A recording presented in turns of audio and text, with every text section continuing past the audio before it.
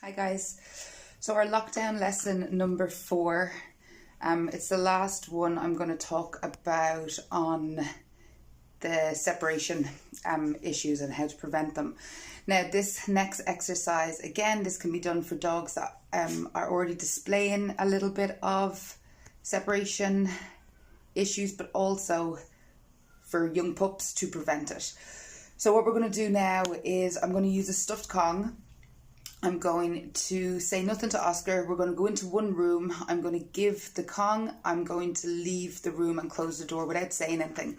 I'm just going to wait a couple of seconds. I'm going to re-enter the room. I'm not going to say anything. I'm going to take the Kong away and I'm just going to stay in the room with him for a couple of minutes before repeating that.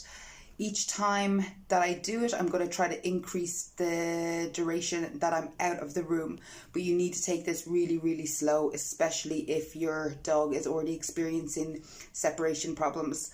So you are just going to increase it as much as the dog can handle. If you hear the dog at the door or scraping or any kind of vocalization, you've gone way too fast. So we need to just get in there while the dog is still comfortable. So what we're doing is we're trying to make the connection that when the human disappears, great things happen. So great things appear. But when the human is back in my company by my side, that great thing isn't on offer anymore. So once the dog has enough history of this and we do enough repetitions of this, then it will sink in. Actually, human, you disappear for a while, because that's when I get this really nice, long-lasting treat. Now, I'm just going to close the door on Oscar, but you can also do this just with a baby gate, and move your distance away from the dog and then gradually move it so you're out of sight, and then you can start closing the door. Or if your dog is having issues, you might just close it slightly, close it a little bit further next time until you actually can close it fully. Also, just a safety note on this exercise, when you're taking the Kong away from the dog, when you re-enter the room, just have some kibble or have some other treats in your pocket just to do an exchange. You don't want any guarding behaviors to pop up, which is completely natural, a completely natural thing for a dog to do, but that's not what we want. We don't want that to pop up while we're practicing this exercise, but that's a whole different subject matter.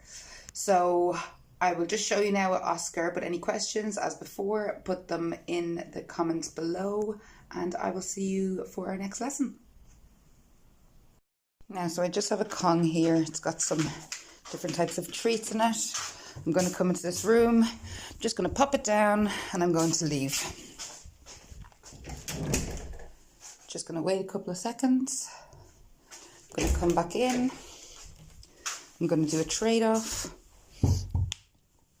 And I'm going, stuff fell out there. I'm going to pick it back up.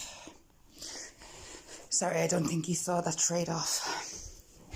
And then I'll just sit in his company for a couple of minutes. Now, if I was doing this normally, I'd probably have the TV on, probably have my cup of tea here. I'd sit back, relaxed on the chair for probably a minute before I would do it again. So now I'm just going to stand up. As I get to the door frame, I'm just going to add the Kong and I'm going to close the door. Now this is just for example's sake, but again, I would depend on the dog I'm working with is the length of time that I would leave that door closed. I come back in. He's interested in the Kong, so I'm just going to toss down stuff, take it away. Back in, and then again, this is when I just chill out for a while I'm in your company. Nothing happens.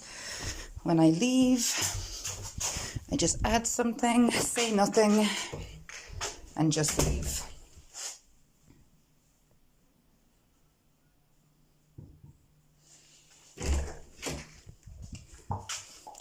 Do a trade-off. Pop up, Husky. So I take it away. So on, so forth. Okay.